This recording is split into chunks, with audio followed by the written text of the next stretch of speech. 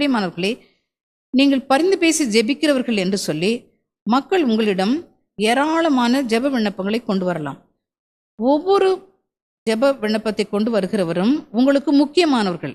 எந்த விண்ணப்பமும் உங்களுக்கு லேசானது அல்லது இது முக்கியமில்லை, இது சீப்பு, இது நாட் இம்பார்ட்டண்ட் அப்படின்ட்டு சொல்லிட்டு நீங்கள் நினைக்கக்கூடாது.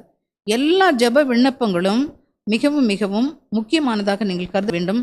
அது உங்கள் உள்ளத்திலே பாரத்தை நீங்கள் கொடுக்க வேண்டும். நீங்கள் கொடுக்கப்படுகிற மன்றாட்டுக்கள் எல்லாவற்றிற்காகவும் நிச்சயமாக கட்டாயமாக ஆண்டவரிடம் ஜெபிக்க வேண்டும்.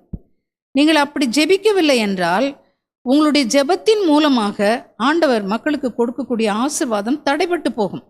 அந்த ஆசீர்வாதம் கிடைக்காமல் போய்விடும். ஆண்டவர் உங்களை சும்மா விடவே மாட்டார். ஆண்டவர் நிச்சயமாக உங்களை தண்டிப்பார்.